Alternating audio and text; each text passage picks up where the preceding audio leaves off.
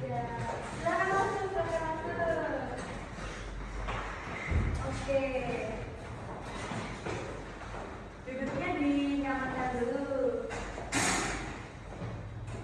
Oke. Udah nyaman semuanya masuk duduknya? Sebelumnya, Assalamualaikum warahmatullahi wabarakatuh. Waalaikumsalam warahmatullahi wabarakatuh. Selamat datang untuk teman-teman semuanya sudah berpartisipasi di kegiatan kita hari ini. Sebelumnya, gimana nih kabar teman-teman semuanya? Sehat ya. Moodnya gimana nih moodnya kira-kira? Kenapa? Menyakiti. Ini dihibur ya. Sebenarnya tadi kurang mood gitu, tapi nggak apa-apa. Nanti setelah kegiatan, semoga teman-teman semuanya bisa tambah happy lagi. Oke, sebelum kita masuk, kita berdoa dulu untuk mengawali kegiatan kita pada hari ini. Semoga agar kegiatan kita hari ini nanti berjalan dengan lancar tanpa halangan apapun. Berdoa menurut agama dan kepercayaan masing-masing. Berdoa bersama. Berdoa cukup. Oke, sebelum kita berkegiatan nih, ada pepatah nih, tak kenal maka tak sayang. Nah, sebelum itu mari kita perkenalan dulu. Nah, sebelumnya teman-teman udah kenal belum sama ibu? Belum ya. Oke, perkenalkan nama saya Dian Kusumahayu. Saya sebagai guru BK yang mengampu pada angkatan kalian, yaitu kelas 11. Nah, ini ibu udah memperkenalkan diri nih. Ibu juga pengen nih kenal sama kalian semuanya. Untuk itu silakan nih, dari mana dulu? Mas yang sebelah kiri atau sebelah kanan? Sana dulu. Oke. Ini dari Mas siapa nih? Ya, perkenalkan nama saya Rusia Zabuka dan saya panggil Angga. Halo Mas Angga. Mas Angga. Halo juga. Oke, selanjutnya ini. Perkenalkan, nama saya Rizky Fitria Kaulanti, biasa dipanggil Cahya. Oke, Mbak Cahya ya. Sangat berseri-seri banget ya ini kan, Mbak Cahya. Untuk selanjutnya nih, Mbak siapa nih? Saya bisa Oke, Mbak Nadia. Yang nyanyi bukan? Saya Oh, Nadia. Oke, selanjutnya ada siapa nih? perkenalkan, nama saya Dian Wiyanti, biasa dipanggil Dea. Oke, Mbak Dea ya.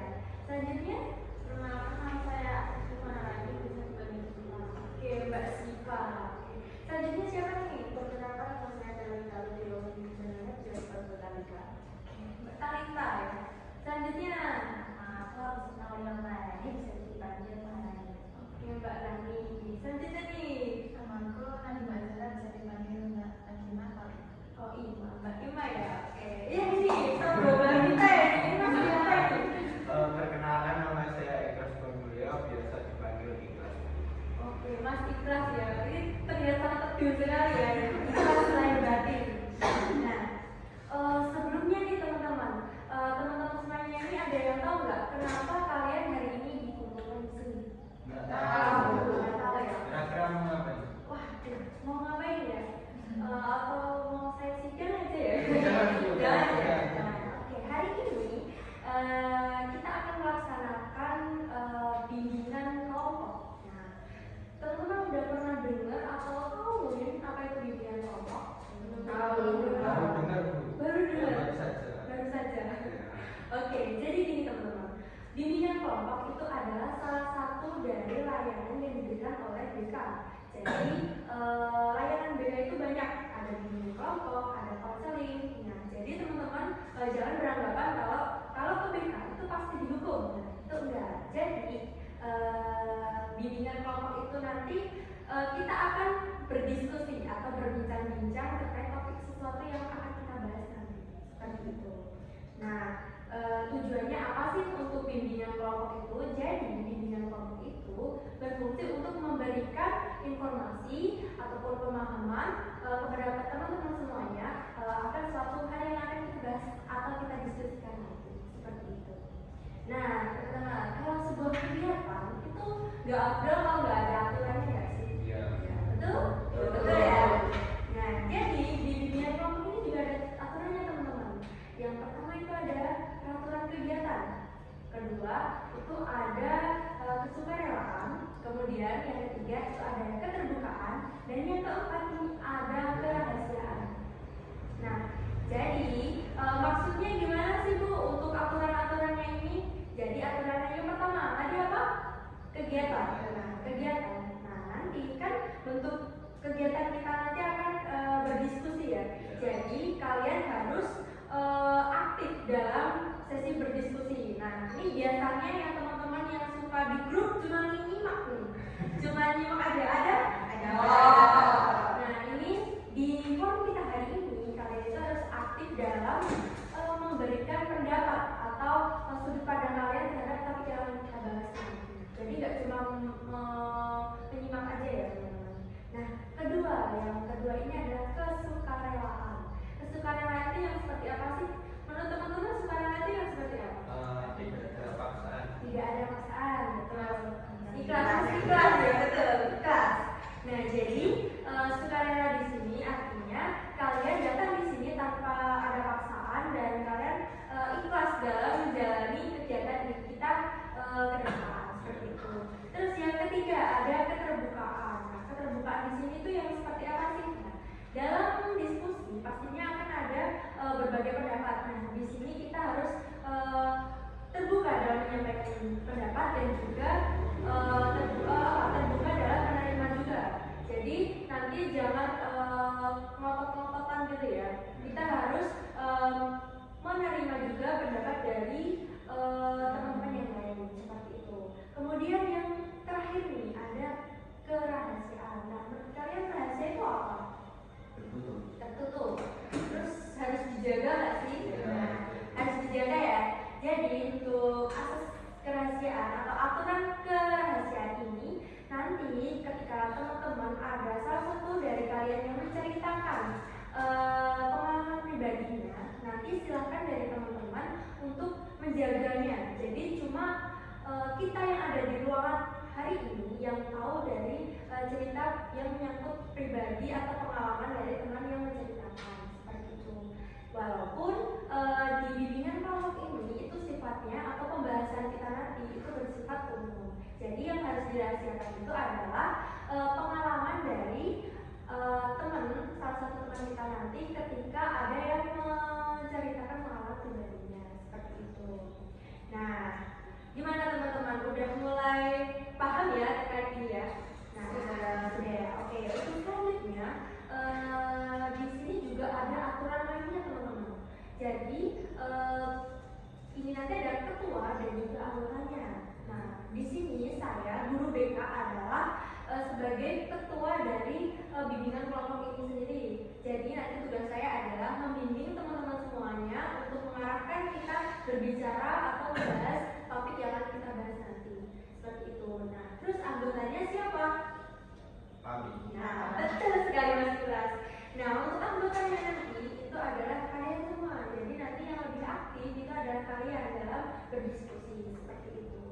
Nah, tadi udah ada pengertian juga, ada peraturan, terus peranan juga. Kita ada nih, kita mau berdiskusi berapa lama? Mungkin dari teman-teman mau mengusulkan nih? 1 jam. 1 jam aja ya? Ya. 1 jam itu sudah lebih cukup nih buat kita membahas. Bisa disepakati ya untuk 1 jam. Oke. Nah, untuk selanjutnya kayaknya kalian udah mulai tegang dan juga sangat apa ya? Udah mulai ngantuk kali ya untuk pagi hari ini udah dikasih pengertian yang banyak jadi ngantuk. Untuk itu kita kalau ice breaking gimana? Mau ya? Biar kita refresh lagi buat kita fokus buat kegiatan kita selanjutnya. Oke, Ibu ada satu games nih. Kalian pernah dengar tepuk siang, pagi, sore, malam? Belum. Belum. Oke, jadi peraturannya nanti ketika saya bilang pagi silahkan tepuk 1 kali. Kemudian kalau siang silahkan kalian tepuk 2 kali. Terus kalau saya bilang sore silahkan tepuk 3 kali. Terus kalau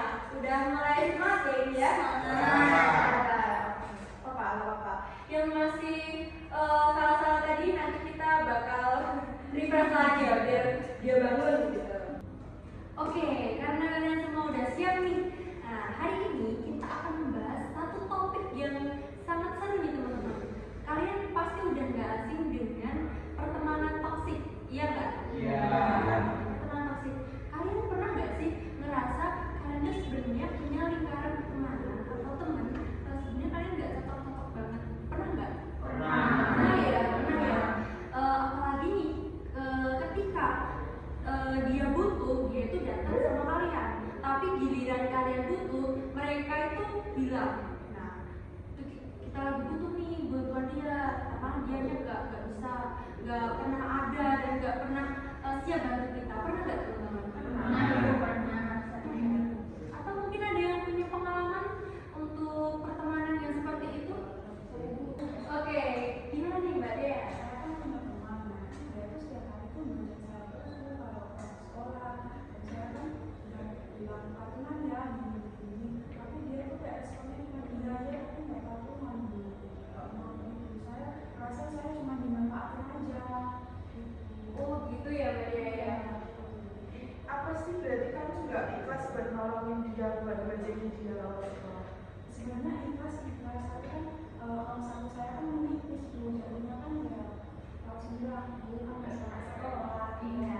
Oke, terima kasih banget nih Mbak Dea udah menceritakan nih pengalamannya ketika ada teman yang udah dibantu, udah diboncengin tapi nggak sadar diri ya, lebih juga nggak sadar diri, nggak memberi feedback balik kepada Mbak Dea. Nah, menurut teman-teman nih dari pengalaman Mbak Dea nih, kalau teman-teman berada di posisinya Mbak Dea, kalian bakal bagaimana?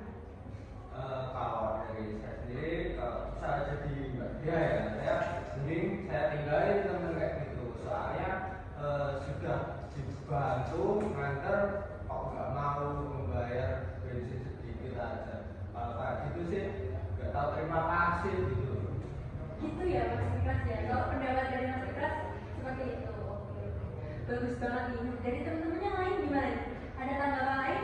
Oke, kalau dari Mbak Dia kan tadi sebenarnya kan juga sudah ikhlas ya, tapi apa ya, dia itu diboncengin dan itu kondisinya setiap hari. Nah juga tadi diceritakan kalau uang sak Mbak Dia itu kan juga menipis, nah itu juga sangat apa ya, bisa Mbak Dia itu merasa rugi. Betul. Betul banget ya. Luar biasa banget pendapat dari teman-teman nih. Pastinya ya seperti itu ya teman-teman.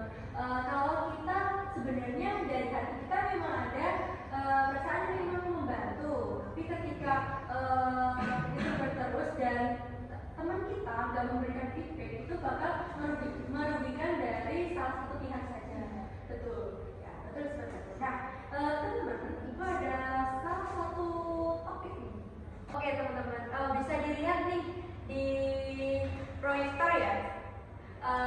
Ada satu statement, pertemanan itu masalah cocok-cocokan, sama seperti jodoh. Kalau kamu merasa nggak cocok temenan sama seseorang ya wajar aja, bukan berarti benci, cuma emang nggak merasa satu frekuensi aja, itu that's normal. Nah menurut teman-teman nih, kira-kira kalian setuju nggak dengan statement ini? Setuju ya? Setuju. Kenapa? Masa iya dulu ya? Ya, kenapa saya setuju? Menyambung dari pengalaman Mbak Dia. Kan Mbak Dia kan sering memboncengkan temannya. Nah, terus nggak pernah dikasih kayak uang bensin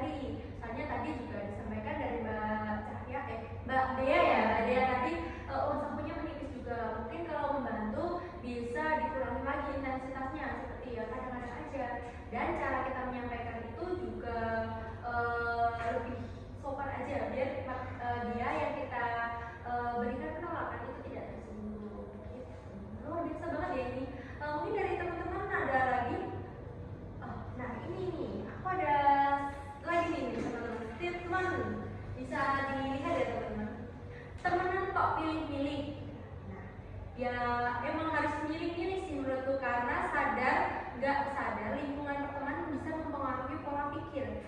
Meski nggak semua nggak temenan juga bukan berarti benci, cuma cukup tahu dan interaksi sekedarnya aja. Nah, teman-teman gimana terkait statement ini, tanggapan teman-teman seperti apa?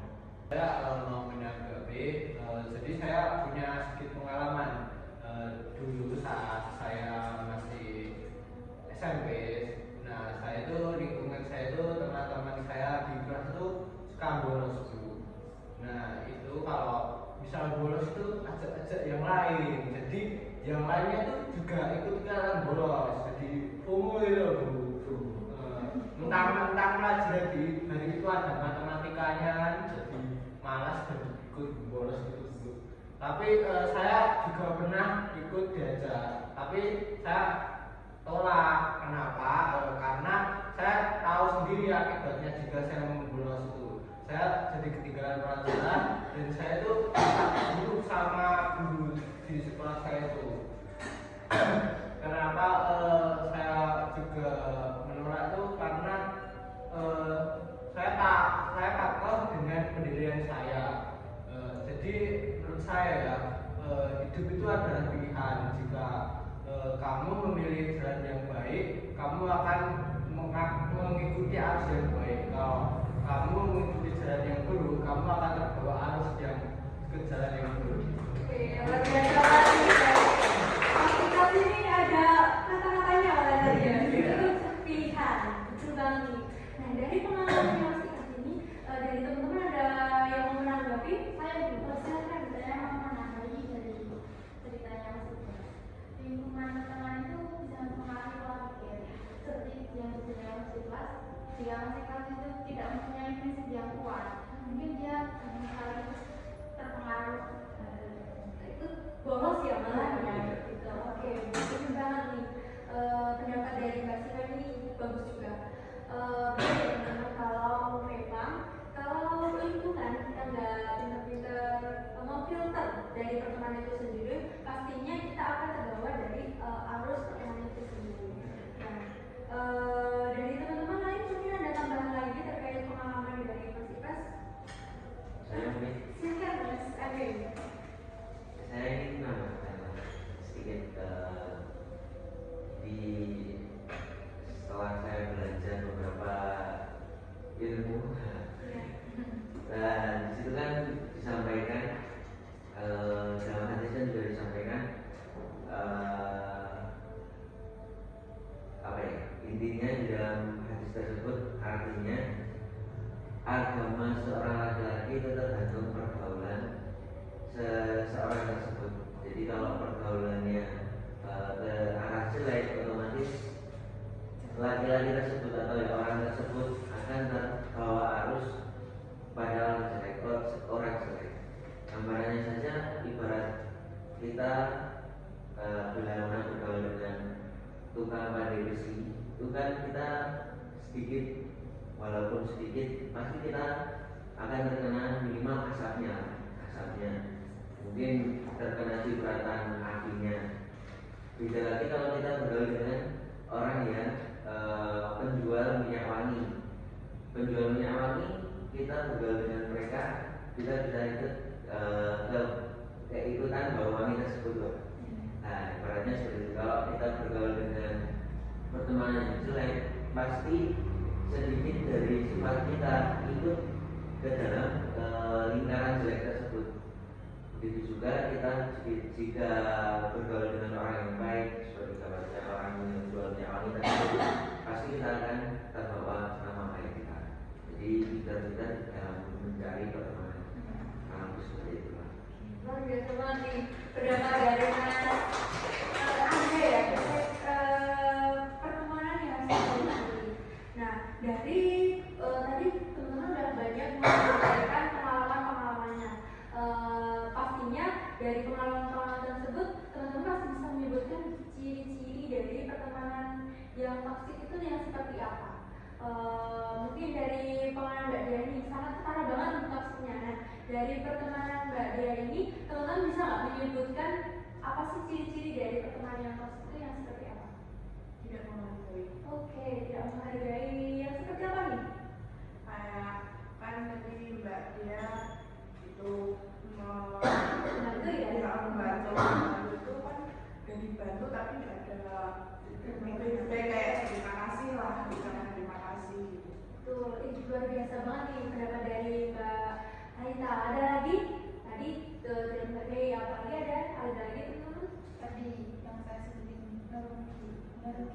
Ya, merugikan. Merugikan yang seperti apa? Apa ya?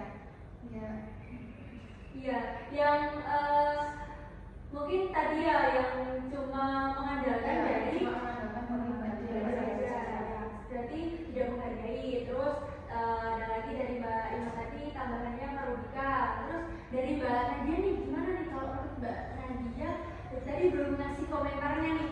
Kalau dari pengalamannya Mbak Dia tadi pertemanannya Mbak Dia yang terbilang cukup toksik ya, itu gimana?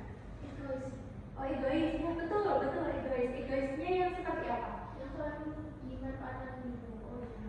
Betul. Ini egoisnya itu juga betul ya, karena dia hanya mementingkan aku untuk dia aku gitu, tanpa pemikiran Mbak Dia. Walaupun Mbak Dia udah membantu, udah keluar uang, tapi feedback makasihnya itu juga nggak kurang. Terus ada lagi terkait ciri-ciri pertemanan yang toksik mungkin dari pengalaman Mas Ikas nih. Menurut saya tuh seperti yang saya ceritakan tadi ya, sering mengajak hal yang buruk gitu loh. Tapi tergantung kitanya sendiri. Kalau misal kita hidup di lingkungan yang toksik, tapi kita sendiri mempunyai kekeh dengan pendirian kita sendiri. Nah itu insya Allah kita itu nggak ikut-ikutan. Tahu dampak buruknya lah kalau itu dapat membuat nama kita jadi begitu. Oke, luar biasa banget ya dari tambahan dari Mas Ikas tadi. Nah, Ibu rasa teman-teman semuanya ini udah cukup pandai dalam menyebutkan atau mengidentifikasi pertemanan toksik itu yang seperti apa.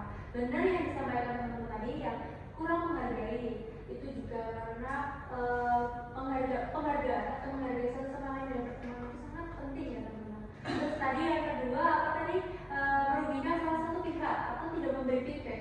Ketika pertemanan itu tidak memberikan feedback itu akan membuat pertemanan itu kayak kurang sehat begitu teman-teman. Terus tadi yang ketiga egois. Nah egois itu juga ya karena dia hanya mementingkan dirinya sendiri, padahal dalam pertemanan itu pastinya kita menjalin hubungan, harusnya kita tidak boleh egois.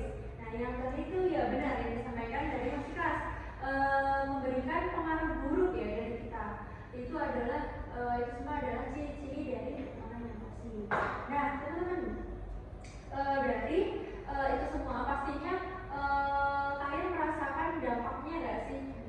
Perasaan yang mungkin gak enak. Nah itu juga termasuk salah satu dampak dari pertemanan yang toksik. Nah setelah dari pengalaman dari teman-teman semuanya nih, gimana cara menghindari ketika kita berada di lingkungan toksik? Kalau Mas Ikas tadi udah jelas ya, gimana untuk cara menghindarinya seperti apa Mas Ikas? Kalau dari saya sendiri ya, saya menjauh ya dari lingkungan tersebut. Menghindari dari masalah itu, menghindari pertemanan itu, terus pastinya memilih-milih ya? Ya memilih sih. Atau memfilter, membatasi betul. Mungkin dari yang lainnya ada tambahan untuk bagaimana mengatasi kalau semisal teman-teman berada di posisi Mas Ikas maupun Mbak Dea. Ada yang mau menanggapi? Mungkin Mbak Cahya nih, kalau Mbak Cahya berada di posisinya Mbak Dea nih, gimana sih cara Mbak Cahya buat menghindari atau memfilter dari pertemanan yang toksik? Saya di posisi Mbak Dea, mungkin saya akan kalau sekali dua kali mungkin tidak apa-apa, tapi kalau untuk seterusnya masih seperti itu dan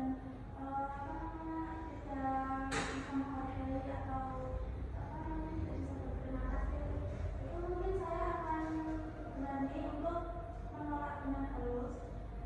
Dengan seperti itu kan mungkin nanti dari dia enggak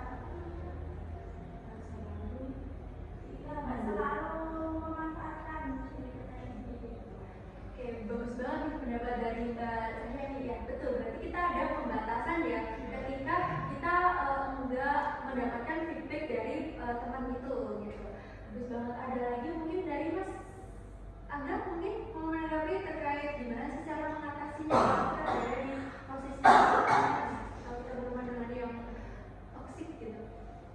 Insya Allah udah cukup sih komentar dari Mas Ikhlas sama Mbak Cahaya tadi sudah cukup mewakilkan.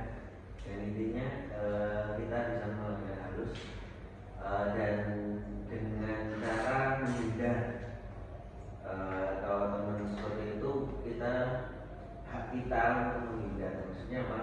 Kita boleh saja untuk tidak berteman dengan orang-orang seperti itu karena itu akan menjadi berlalu bagi diri kita. Jadi cuma untuk dimanfaatkan tanpa ada imbal balik dari mereka yang tidak sadar, bahkan tidak punya raih cara bahasanya, tidak punya malu lah intinya seperti itu. Luar biasa banget pendapat dari Mas Angga tadi ya. Betul. Berarti selain pembatasan, kita juga ada satu nih teman-teman yang kita lupakan dari pengalaman Mas Ikhlas tadi. Ada satu nih, yaitu prinsip diri. Nah, itu juga salah satu bentuk cara kita buat menghindari pertanyaan toksik. Kalau kita punya prinsip sendiri, walaupun banyak ajakan negatif, pastinya teman-teman bakal gimana? Kalau prinsipnya udah bagus nih, pasti kalian bakal gimana? Menolak, betul. Terus bisa memfilter. Nah, begitu teman-teman. Oh ya, ini juga ada satu lagi nih. Nah, bisa dibaca coba. Punya hubungan pertemanan yang seperti itu enak lebih gampang. Dia nggak dikit-dikit jelas, dia nggak mikir apa-apa buat dikompetisiin atau merasa bersaing. Ya udah saling support aja satu sama lain. Itu teman-teman. Nah, dari statement ini apa sih yang kalian tangkap dari pernyataan ini? Menurut saya ya itu kayak punya teman itu iri dengan pencapaian kita gitu. Jadi kayak semisal saya punya beli mobil baru, nah teman saya itu tidak suka kalau saya punya mobil baru gitu. Lebih tepatnya iri sama pencapaian orang lain. Iya, betul banget ya teman-teman. Nah, jadi itu juga salah satu dari ciri pertemanan yang toksik. Nah, untuk itu perlunya pertemanan sehat yaitu ya ini ya udah saling support. Nah, kalau pertemanan itu sudah nggak support kita, ya udah kita punya hak buat meninggalkan pertemanan itu. Betul banget teman-teman. Oke, untuk mengakhiri nih teman-teman, Ibu ada juga salah satu video terkait pertemanan yang toksik. Teman-teman bisa menyaksikan. Nggak masuk circle. Nah, belakangan ini lagi rame meme tentang circle. Ya intinya lu tuh nggak diajak. Dan sebagian orang mungkin mikir kalau meme ini tuh lucu gitu ya. Tapi sebenarnya ada juga loh orang-orang yang kesinggung atau mungkin juga setelah berlimpahan gitu sama masalah circle pertemanan. Bahkan gue yakin semua orang, ya termasuk gue, termasuk lu, itu juga pasti pernah lah ada masalah sama circle, ya kan? Bahkan mungkin banyak dari lu yang harus ngasih effort lebih, banyak dari lu yang mungkin merasa nggak nyaman untuk masuk dan dianggap sebagai bagian dari circle tertentu. Di luar sana banyak loh, gue nggak lihat data sih, tapi gue lihat banyak contoh temen gue, mungkin temen lu juga, banyak orang yang maksa harus berubah lifestyle untuk merubah kebiasaan sampai ubah mindset demi bisa masuk ke circle tertentu. Misalnya Itu tadi ya teman-teman video terkait ini adalah video yang merangkum dari apa yang kita bahas ngalor ngidul dari pagi sampai siang hari ini ya teman-teman. Nah, dari yang kita bahas tadi, Ibu akan menyimpulkan nih dari pembahasan atau pendapat-pendapat yang kalian sampaikan tadi, pertemanan toksik itu pastinya dekat dengan kita ya, kehidupan kita. Nah, pasti dengan ciri-ciri yang pastinya yang enggak memberikan feedback atau memberikan sesuatu yang setara dengan apa yang kita berikan. Nah, itu juga merugikan kita. Nah, kita juga punya hak buat keluar dari pertemanan tersebut. Nah, tadi juga sudah disampaikan kalau pertemanan yang toksik, kalau berada di pertemanan pintar-pintar kita dalam memfilter pertemanan itu sendiri, dan juga bagaimana kita menentukan prinsip diri kita, menguatkan lagi prinsip hidup kita agar apa? Agar kita tidak terbawa oleh arus pertemanan yang itu sendiri. Begitu teman-teman. Nah, dari kegiatan kita ini nih, nggak terasa waktunya juga udah mulai habis ya ini ya, udah mendekati habis, udah nggak terasa kita udah berbincang-bincang, kita berdiskusi lebih dari 1 jaman juga. Teman-teman semuanya gimana perasaan setelah mengikuti diskusi ini kita hari ini? Sangat bantu ya. Satu bantu? Ya. Sangat relate dengan kehidupan ya. Mungkin ya semuanya saja dengan diskusi kita hari ini, ilmu-ilmu atau pendapat dari teman-teman semuanya dan juga pengalaman-pengalaman yang sudah disampaikan dalam forum ini bisa teman-teman buat bekal dalam pertemanan kalian nantinya, seperti itu. Nah, oh ya, Ibu ada satu hadiah buat kalian ini. Ini adalah lembar spreadsheet. Kalian bisa mengisi. Jadi bisa dikumpulkan ke Ibu. Silahkan ditulis namanya, terus diisi jawabannya ya. Oke, semuanya udah pegang semua? Ada yang masih kurang? Masih? Udah dapat semuanya ya? Oke, udah dapat semuanya. Silahkan bisa dikerjakan terkait yang kalian dapatkan di diskusi hari ini.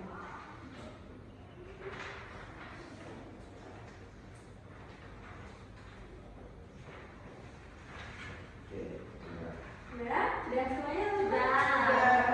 Bisa dikumpulkan ke Ibu ya? Ya, maksa gitu kan beri sesuatu kan. Oke, terima kasih ya semuanya. Oke, kita udah diskusi, udah ngisi lembar itu juga udah. Nah, Ibu mau tanya nih, kira-kira kalian mau untuk kegiatan gimana kelompok selanjutnya enggak? Iya. Oh ya. Nah, untuk kegiatan selanjutnya, kira-kira kalian mau di hari apa nih? Rabu, seperti hari ini. Seperti hari ini ya. Oke, hari Rabu. Di jam berapa nih? Pulang sekolah. Jam 2 ya. Ya. Oke. Untuk tempatnya gimana? Mau di sini atau mungkin mau di outdoor? Di lain. Oh, di Garden. Atau ada opsi lain? Atau cukup? Cukup. Oke, berarti hari Rabu nanti kita akan bimbingan kelompok lagi di jam 2, nanti 3 coba ya teman-teman. Nanti silakan berkumpul di sana. Untuk itu kita sudah melakukan kegiatan kita sampai siang hari ini. Nah, untuk itu di awal kita juga udah berdoa, di akhir pasti kita udah berdoa karena ya, kegiatan kita akan selesai dengan lancar. Untuk itu berdoa dengan keyakinan dan agama masing-masing, berdoa di Kristen.